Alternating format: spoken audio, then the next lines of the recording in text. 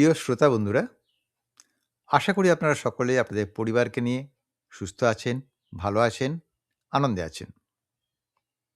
আজ আপনাদের শোনাব কথা সাহিত্যিক শীর্ষেন্দু মুখোপাধ্যায়ের লেখা এক অনন্য মনস্তাত্ত্বিক ও মানবীয় সম্পর্কের গল্প 'লক্ষ্মী প্যাঁচা'।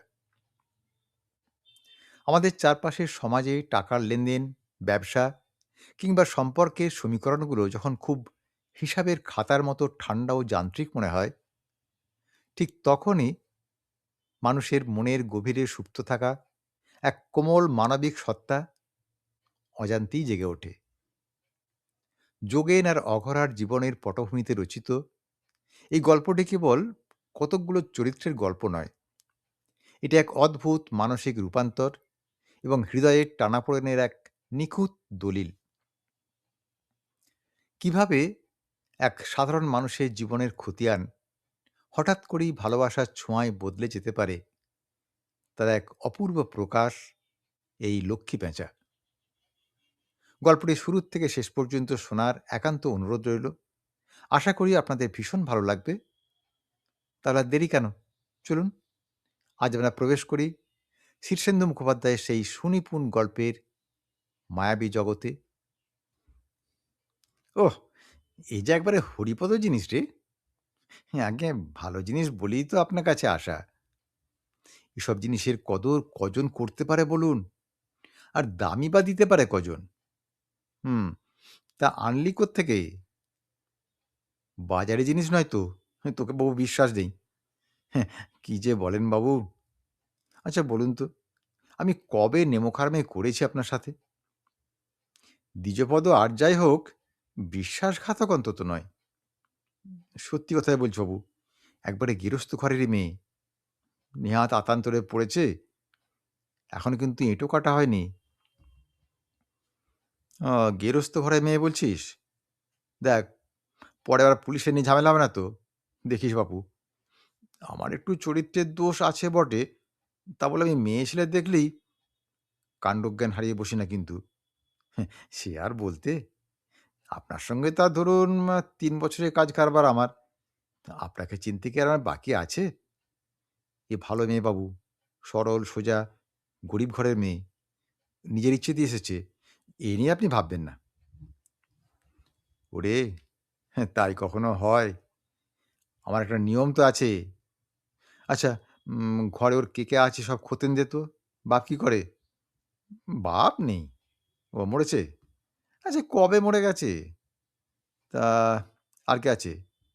ওই মা আছে, দুটো ছোট ছোট ভাই বোন আছে। তা চলে কি করে? গতর খাটিয়ে। ওর মা ক্ষেতের কাজ টাজ করে, মুড়ি টুড়ি ভাজে, চলে না। বড্ড অসুবিধার মধ্যেই আছে।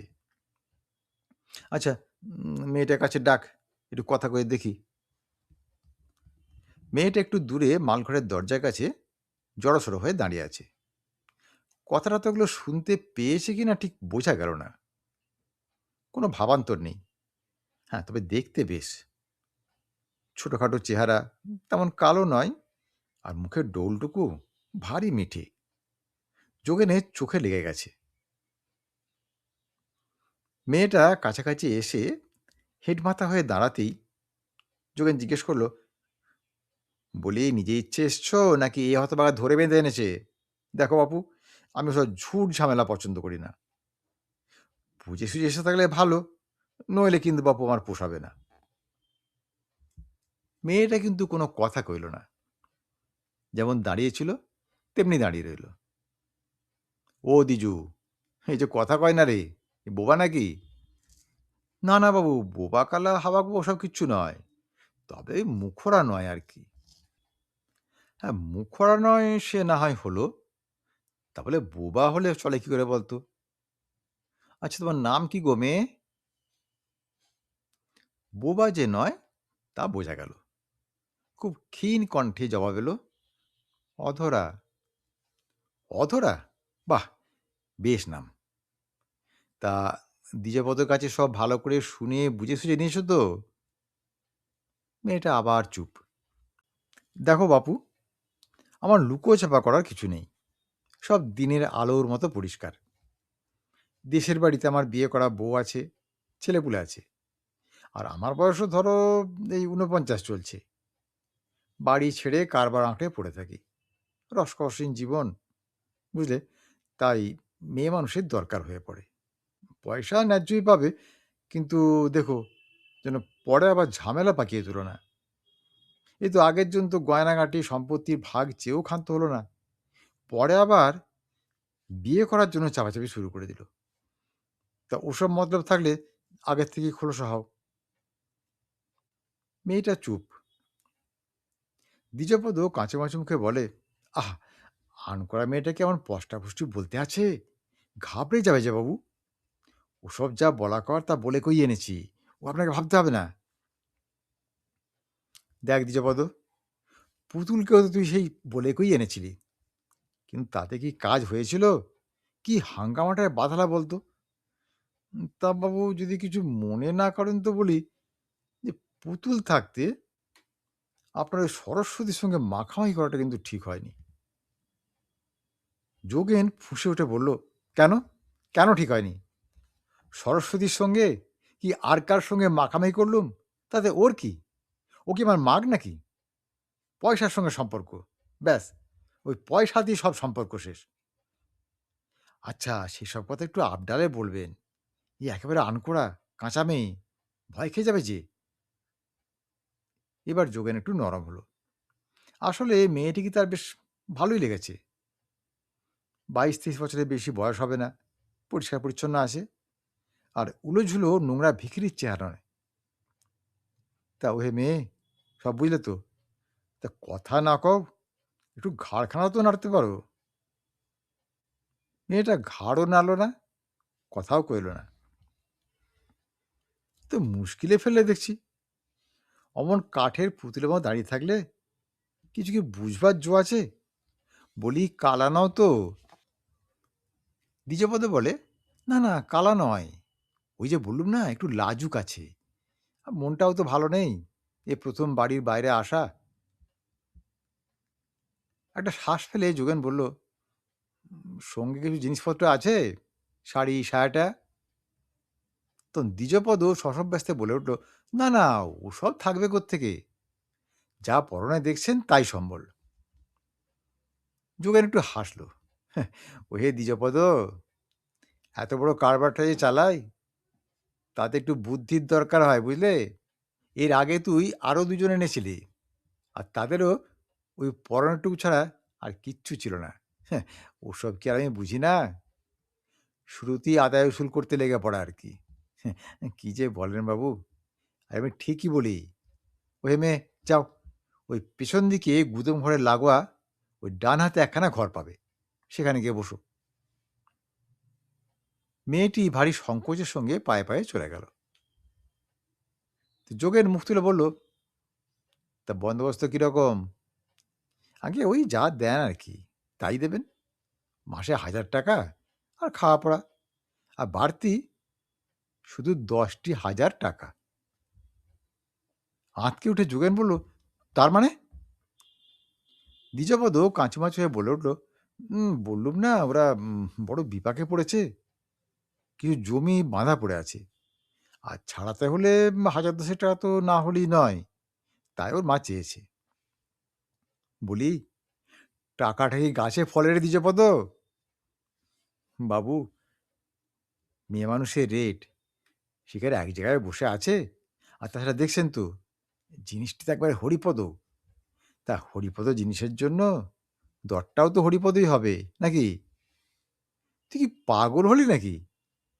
১০,০০০ টাকা আমি মুখের কথা ফেলে দেবো? হ্যাঁ, আমি আর সে বান্দা নই রে। তাহলে হলো না বাবু।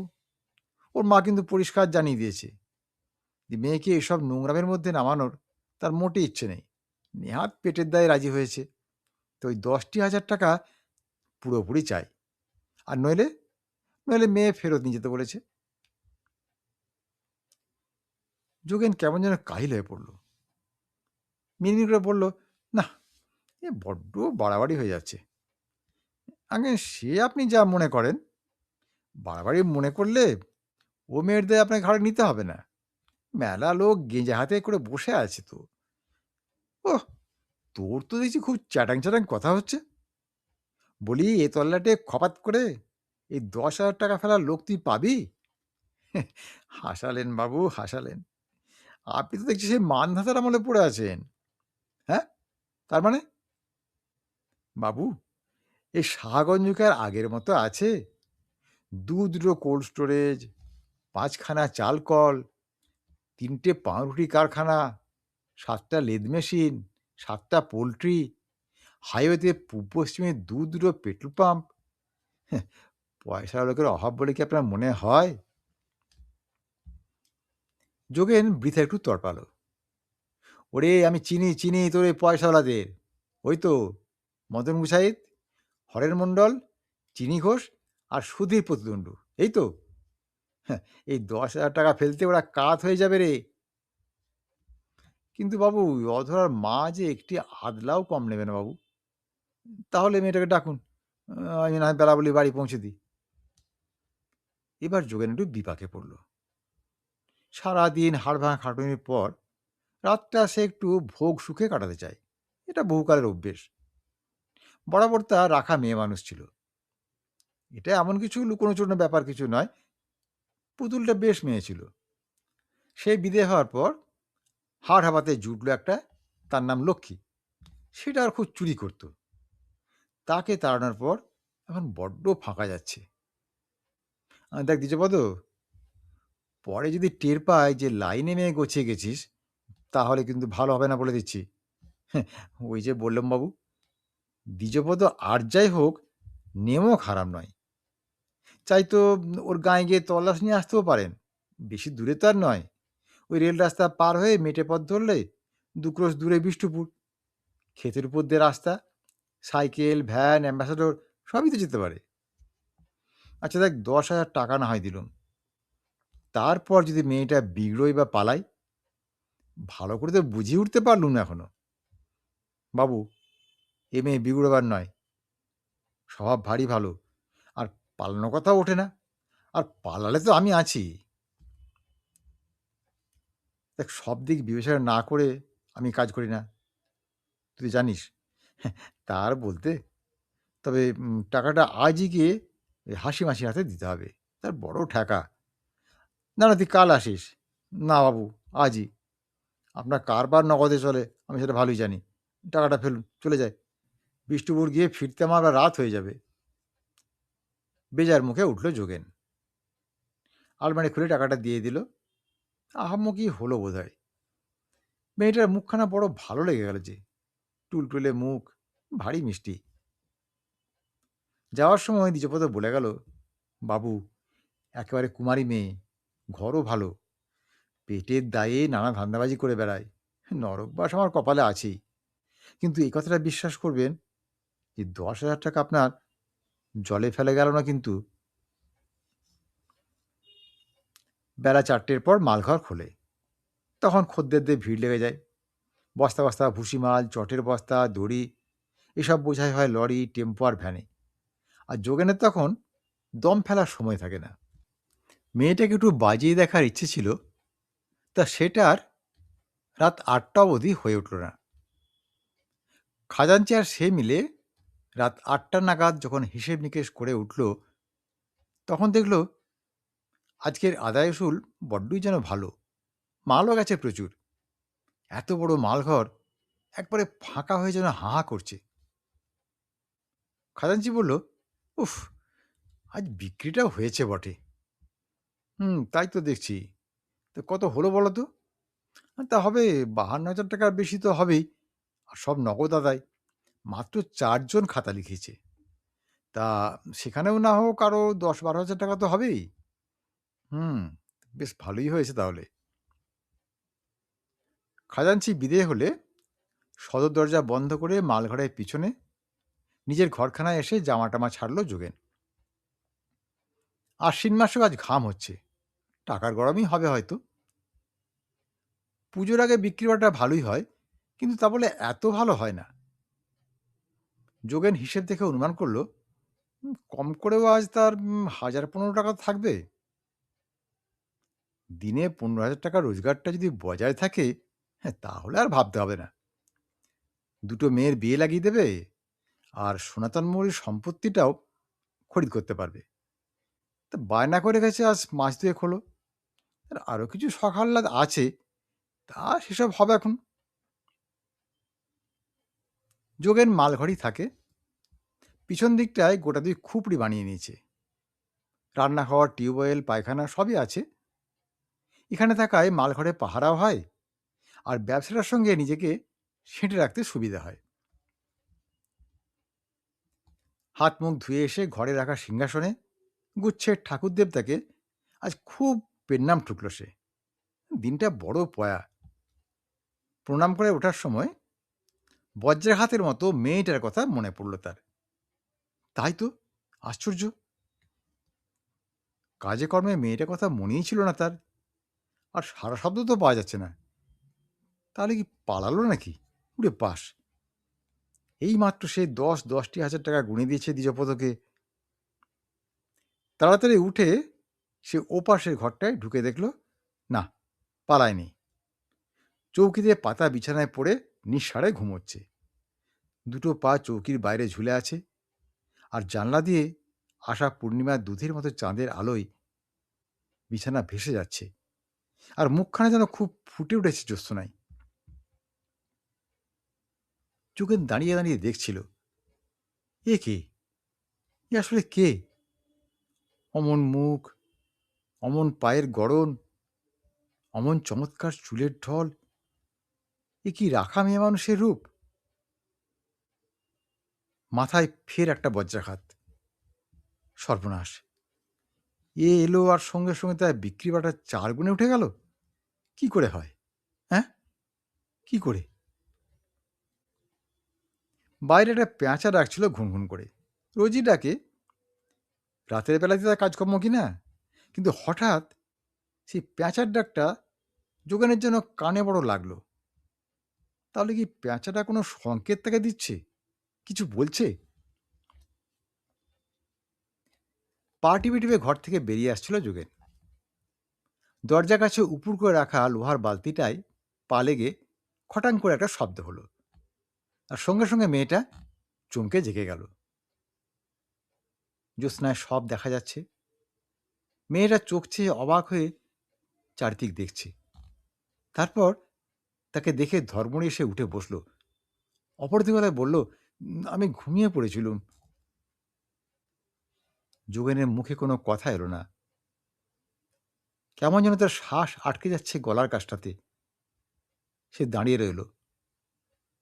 মেয়েটা তার ভাঙা খোঁপাটা ফের বেঁধে নিল। তারপর যোগেনের দিকে চেয়ে মিষ্টি গলায় বলল, এখানে কি টিপকল আছে? হ্যাঁ, আছে বই কি, আছে বই কি।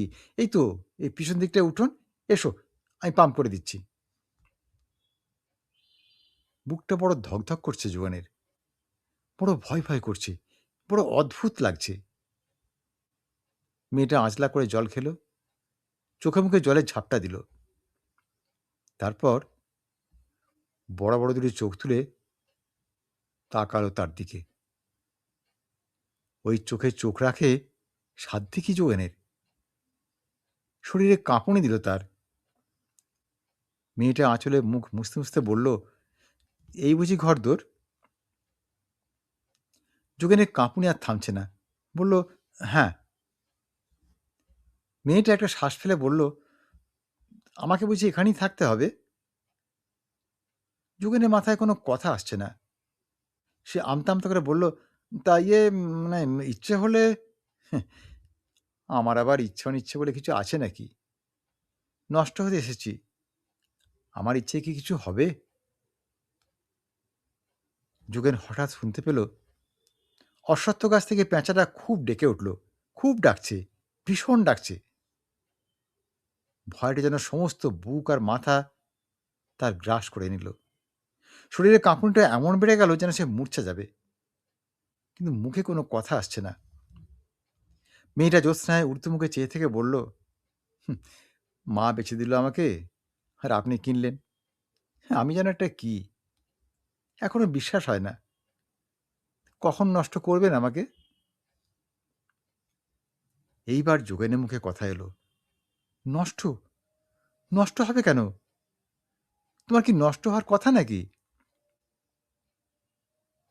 মেয়েটা ধীরে মুখ নামিয়ে তার দিকে ফিরে বলল, তাই তো কথা। যোগেন পেঁচার ডানার শব্দ শুনতে পাচ্ছে। জ্যোৎস্নায় উড়ে বেড়াচ্ছে পাখিটা। তার ছায়াটা যেন একবার তাকে স্পর্শ করে গেল। যোগেন শিউরে উঠল। ছায়াটা ঘুরে বেড়াচ্ছে চারদিকে, তাকে সাবধান করছে, ভয় দেখাচ্ছে। না না, তোমার কোনো ভয় নেই। মেয়েটা অবাক হয়ে বলে, টাকা দিলেন যে? তাতে কি?